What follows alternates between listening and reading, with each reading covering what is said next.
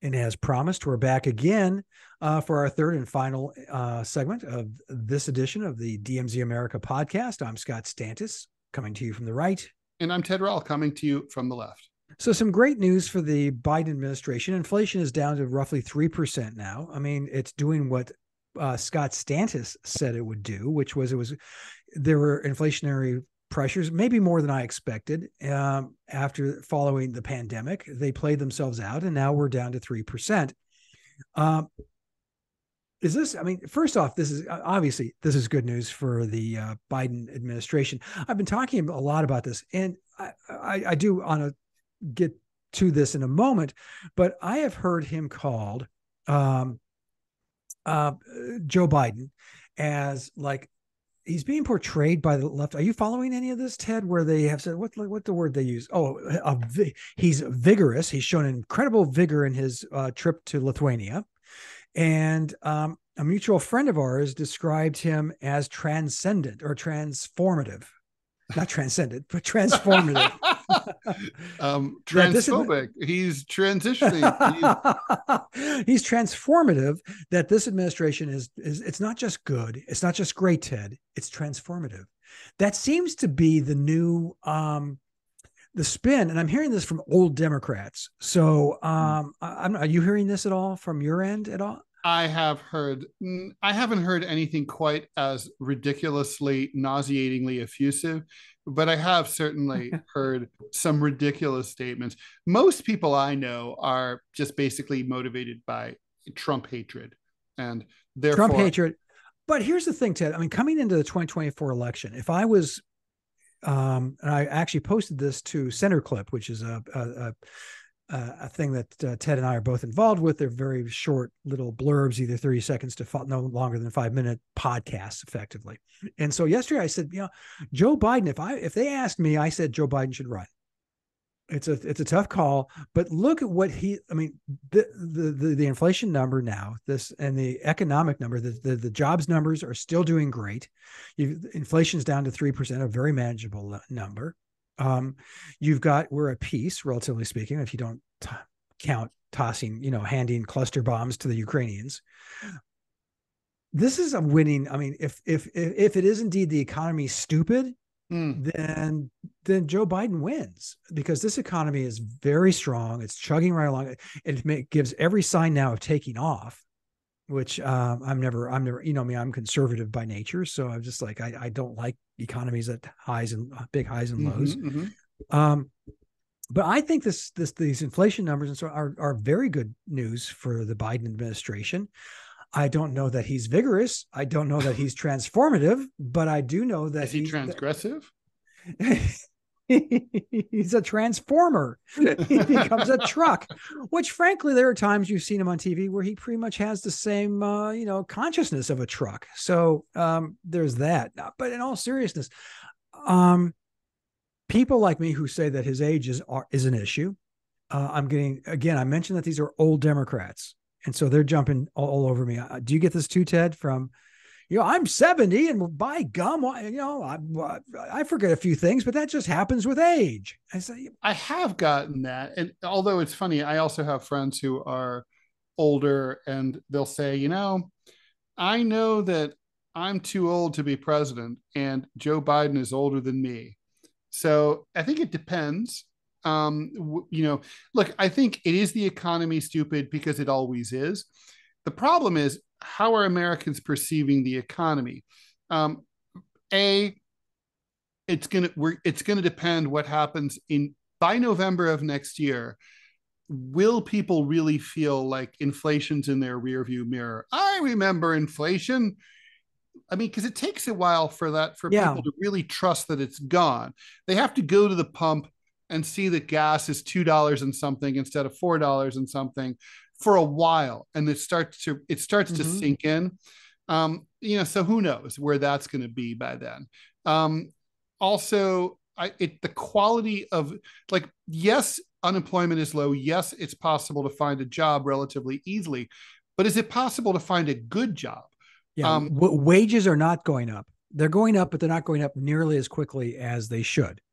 So I think my gut tells me that that the economy is not going to be quite the wind at his back that Biden and the Democrats would hope that it's going to be. I mean, it's not going to hurt, but I think the big issue for in this election, if the election's held now, which of course it's not, is Biden's age.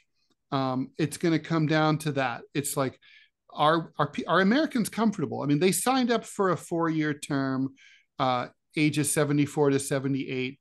78 to 82, but they didn't sign up for 78 to 86. And Biden signaled when he ran 2 years ago, 3 years ago, that he would be a one-term president.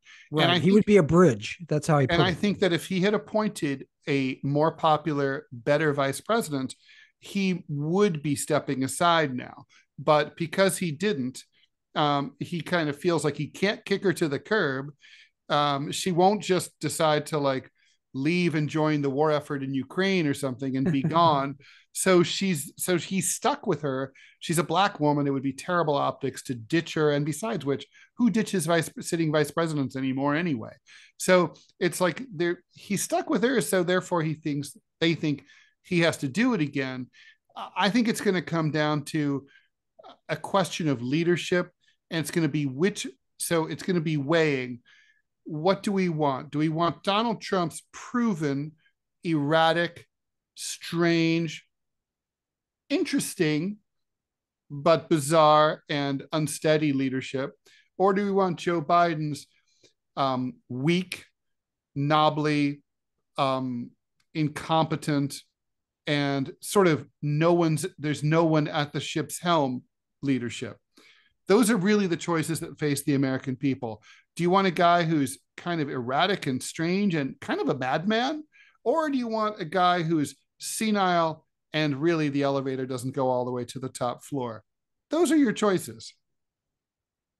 Or you can listen to our older Democratic friends and vote for the vigorous transcendence of Joe Biden. I've got to say right now, Scott, what do you think about Cornel West? I mean, Cornel West is going to be, he had made noise originally about being the head of something called a People's Party. There was this stupid formation called the Movement for a People's Party, which West flirted with, but now he's the Green Party nominee for president. He's already polling 3% in the polls. It's hard to see a lot not to like about Dr. West if you're a progressive. He's an intellectual, a philosopher. He's one hell of a nice guy. Have you met him? I have. I did a book signing with him at Revolution Books here in New York, and he's just an excellent person. I met him at another time at a panel discussion, and I've heard this from other people. I mean, he's a great dude. I would wake up every morning feeling like the American presidency was in good hands if Dr. West were president. Well, you and I have talked about a lot about third parties and our love of third parties and the need for third parties in this country now, because, you've got a duopoly between, you have the not so right-leaning Democrats against the right-leaning Republicans, and they're all corporatists. They're all in the pocket of big money. They don't give two craps about guys like you or me, or probably 99% of our listeners. I think that there is some appeal to the progressive movement now. I think there's growth and huge growth in that area, especially with younger voters. And he has been in the public consciousness for a long, long time, Cornel West. I think he's an excellent choice for the Green Party. I'm going to be fascinated to see how he progresses. I think you're going to see him go up in the polls. I mentioned Joe Biden and the economy and all this stuff because Joe Biden's numbers continue to be at 46% approval. They're just stuck there. There's no movement. Now, you can make the argument that you also have a right-wing, media conglomerate bashing away at him or any Democrat. And, but I would argue that you had left-wing bashing away for decades before Fox News and those guys showed up. Cornel West, versus like RFK Jr. or Williamson, is that her name? By the way, Marianne Williamson's campaign is imploding. Oh, how come? She, well, apparently she's unpleasant to work for. So her staff is fleeing the sinking ship. Oh, Apparently really? she's a bad internal leader. It sounds a lot like the kind of stuff we heard out of Vice President Harris's and Senator Amy Klobuchar's organizations, where basically these are mean women who don't seem to really be able to see sense when it's presented to them on a silver platter. So people get tired of it and they leave. Interesting. And RFK is being, buffeted as an anti-vaxxer, as a nutcase, as I mean, to the point where still he's got 18% in the polls. In the screen, he's got. What's funny is he's a nutcase fringe candidate. Scott, riddle me this, right? So nutcase, anti-vax, nut, can't had with a strange voice, weird speaking impediment. This dude's at 18% of the polls, and he's a nut. Ron DeSantis is at 14% in the polls, and he's a major candidate. Yeah. No, it's everybody has their narrative and everybody speaks to it. Nobody deviates from it. It's insane. Getting to Cornel West, I think he could be a major player in this. How major? Okay, could he be Theodore Roosevelt in 1912? No, could he be Robert La Follette in 1924? Could he be Ross Perot in 1980? Sorry, 1992. I'd say Lafayette, in the sense that, he's going to pull 20-25%. That's a significant amount. I mean, if he continues with his campaign and he doesn't get savaged by the Democratic Party, which they're going to do. They have to be careful because he's black. So if they go after him too hard, they look racist. Well, and I'm looking at 2016, and I was on the editorial board of the Chicago Tribune, and we endorsed Gary Johnson, the Libertarian candidate for president, former governor of New Mexico. I still feel good about that. I still get shit from some of my other friends, but I still feel good about the endorsement because I thought it was courageous. We didn't go with the two major parties. It's an historic decision. I don't know how, like, say, Robert La Follette did back. Of course, there were also 6,000 papers at the time, and I don't know how many endorsements Theodore Roosevelt got as a progressive candidate in 1912. But in this day and age, for a major paper, and the Chicago Trib is as major a paper as it gets, to endorse any non-Democrat or Republican candidate is extraordinary. It was extraordinary. It was the first time we'd done it since 1860, and we endorsed a little-known third-party candidate named Abraham Lincoln. Oh, that guy. Yeah, that guy. Loser. But don't forget what the Democratic Party, specifically the Hillary Clinton campaign, did to Gary Johnson, did to Jill Stein, who was the Green Party candidate. They painted her, she's insane, she's stupid, she's not engaged with the issues. And right. Ted, I can tell you with some authority, she came to an editorial board meeting. We spent 2 hours with her, and we lobbed every possible question at her because we had a number of people on the staff who are corporatist Democrats who wanted Hillary to win. And she was fantastic. She really was. I didn't agree with anything she said because of my own personal politics, but if I was a progressive, I would have voted for her with a very clear conscience and frankly with a song in my heart. I voted for Gary Johnson with the same way because I couldn't vote for Donald fucking Trump. Come on. I mean, I sure shit wasn't going to vote for Hillary. So, I voted for Gary Johnson, and I still think my vote was fine. How many people have you told that you voted third party have totally diminished you and said what a fool you are? No, it's normal. I'm tired of it. Congratulations, you elected Trump. And you can't possibly speak reason to these people. Look, they're empirically wrong. First of all, I live in New York. Okay. So New York is an overwhelmingly Democratic state. They run a turnip. The Democratic turnip wins, guaranteed.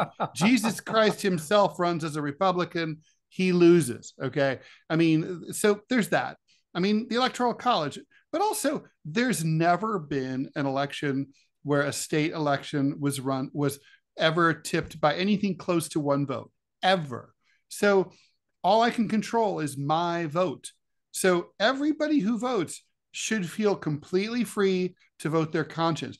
I mean, voting is kind of like when you see a flock of birds and they pivot back and forth, and it looks like they're all like working in tandem and controlled like by a hive mind, but they're not. They're each flying individually and watching the one next to them. When you vote as an individual. And when you go into that voting booth or when you mail in your thing, you have no idea how anyone else is going to vote, except maybe your immediate family and a few friends. But you don't know. You don't. And it all gets counted, and then you find out which direction the flock decided to go. And then, oh, I was in tandem with everyone. Everyone was kind of feeling the same way about these two candidates as I was. So, but it's ridiculous to savage someone for wasting their vote or voting the wrong way or whatever. Each person's vote individually makes no difference, and you're all individuals. Collectively, it makes a difference, but we don't think or act collectively. We can't. No, I think you're right. And so with Cornel West, I think he's got enough chops and enough going into this. He was a high profile individual to begin with. Mm-hmm. So what happens if he starts to get to the 15% that allows him to come on and be a part of the debate? Well, he'd wipe the floor with both of those guys. I mean, yeah. Joe Biden's drooling and like barely and can barely like, not swallow his own tongue. And, Donald Trump, for all of his meanness, he's really not a good debater, Scott. Did you ever notice that, right? I mean, yeah. He gets terrible up there. He just sort of stands there looking dumb, looking like Alec Baldwin on SNL.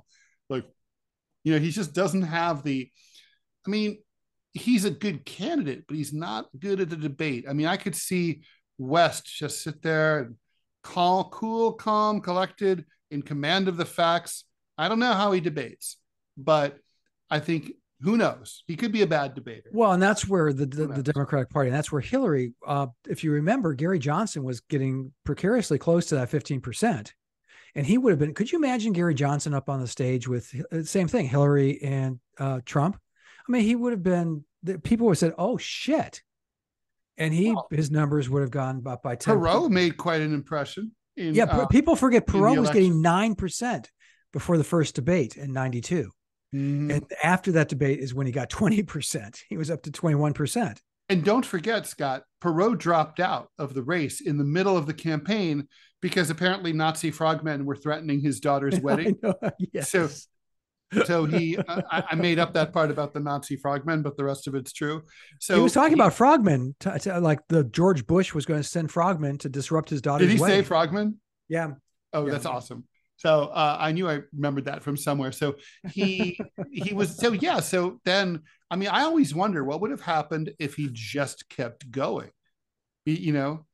Like he got 19.6% or something like that of the vote. I think that most of that was siphoned off of the President George H.W. Bush's votes. I really think very few of them were siphoned off of Clinton. So Clinton probably people who vote for like Jill Stein or Cornel West, those people they're not going to vote for any corporate Democrat. Those people would just sit at home rather than vote for Biden or Trump. Yeah. They're just showing up because Cornel West or Jill Stein is on the ballot.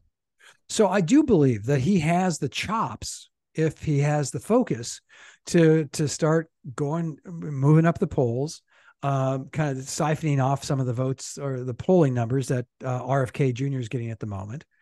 And if he gets over 15% now, here's the other thing. Are there going to be debates? Because if I'm remembering correctly, didn't the Republican Party say they're not going to do it? Well, I think it's hilarious that people are, asking about that, because it's like, oh, like the DNC won't have any debate in New York. It's like, they won't have any debates for the Democratic primaries, not for New York. And it's like, well, you don't need the DNC, right? I mean, my cat Clovis can sponsor a presidential debate. I mean, you and I, the DMZ America podcast, could sponsor debate. CNN could sponsor one, and just invite everybody. I mean, you don't need the DNC. Fuck the DNC or the RNC. So, then it's up to the candidate whether they want to show up or not. And even if you're the leader, you might not want to. But on the other hand, if you don't show up, that might be its own bad optics. So I think, a network should, a big, deep pocketed network that can rent out a sound stage should go ahead and throw a debate and see what happens. And you don't have to go with the Commission on Presidential Debates, but in the main election, there will be a main elect. In the general election, there will presumably be at least one debate. And on the I guess the issue, the reason I sort of brain farted New York is I was kind of thinking, I'm not sure if Cornel West is going to be able to even get ballot access. That's going to be the big problem, because in the last New York, if I'm not mistaken, has a law that says you have to get at least 1% of the vote in the previous election in order to be back on the ballot as a party nominee in the next election. And so many of my dingus, dumbass Democrat friends decided it was important to vote for Biden in New York, where it doesn't matter, that Howie Hawkins, the Green Party candidate, didn't get the threshold last time. Not even 1%? Wow. Yeah, no, he ended up with like 0.6 or something. Oh, wow. Okay. Well, so there right now, West and the Greens are suing, alongside with the Libertarians, are suing New York State to get on the ballot. I think New York is the one state where they have this problem. You and I have talked about this, and I am so in favor of just opening up the fucking ballot. If I'm a party and I am do you remember someone actually got it framed? It was the first free and open election in South Africa, is when Nelson Mandela ran for president the first time. And they had, Ted, it must have been 30 parties. One of them, and I can tell you why I remember this, because, there is a level of illiteracy in some of these countries. And so for the parties have symbols, not unlike the donkey and the elephant. And there was the soccer party. I'm not kidding. It was like a soccer ball. Yes. Yeah. It was brilliant. It was, and I remember it to this day. I believe that having as many choices and having as many options opens up the debate and makes for a better democracy. And I know you agree with me. Of course. I mean, look, again, that's empirically true. Just look at any chart of voter participation rates in democracies, and you will see that countries that have a lot of parties have much higher voter participation rates than two-party systems. Japan, the UK, and Australia all have two-party systems, and their voter turnout is pretty low, like 50, 60%. But then you get the issue of when you have like France or Israel or something like that, we have multiple parties. The voter participation turnout is more like 85, 90%. Let me ask you, and then we're going to tie things up in a neat little bow here. But this is out of left field. I was in Australia many years ago, and they were having a state-run election, and we were invited by a lovely couple to watch the returns at their place. They have mandatory voting in Australia. You're fined. It depends. If you miss the municipal election, it's $20. If you miss the state election, it's $50. If you miss the national, it's $100. I'm just making these numbers up. I don't know what it is, but something like that. It's graduated and pegged to the importance, or the seeming importance of the election. Should we have that here, Ted? Have you ever considered or thought about mandatory voting? I don't agree with mandatory voting because it goes against my sense of freedom. I think you should have the freedom to act, and you should have the freedom not to act.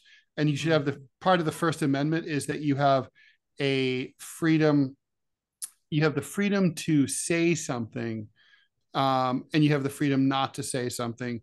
And to me, voting is a statement. It is a statement of will, and you shouldn't be forced to exercise your will. Now, if you have the option to go to the polls and say none of the above, I guess I'm okay with it. Some places have that, but you still have, okay. No, it's a wild hair, and it's an idea I've been batting around for years, ever since I was exposed to it down there. And I just thought, wow, that'd be interesting. I wonder what we'd get if 98% of the people voted. Because down there you get pretty pretty centrist, left of center, right of center. It kind of goes back, but it never really deviates very far from the middle. And they do have third parties. They do have socialists. They have people, they have nationalist parties, especially in Queensland. What is it with the deep? They call it the deep north here in the deep south. What is it with nationalism and hot, steamy weather? That is a good question. Maybe it just makes people. It makes me ornery. I'm gonna say. Did you say ornery or horny? I couldn't. No, neither. Ornery. Okay. Yeah, thank you. Yeah. So I'm very. Yeah, I'm not that. I don't know. I mean, right now, speaking of which, here in New York, it is 92 degrees with a miserable air quality alert.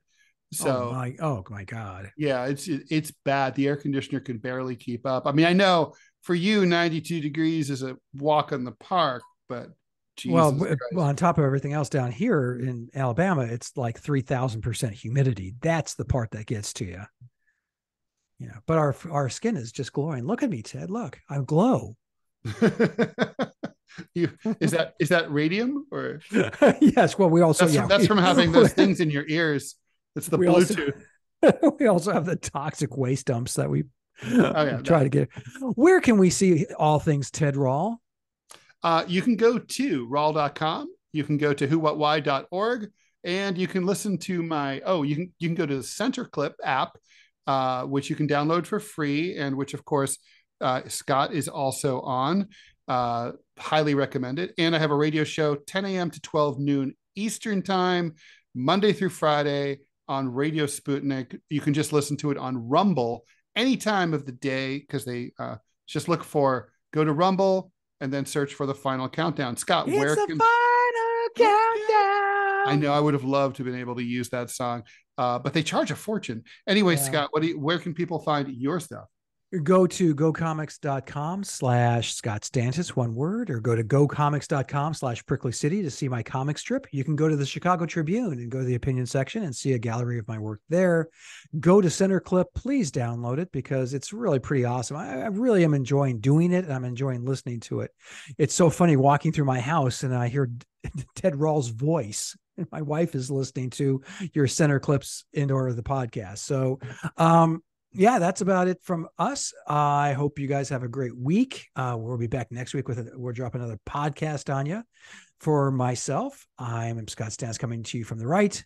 And I'm Ted Rall coming to you from the left, or what's left. We'll talk to you later. Indeed. Bye.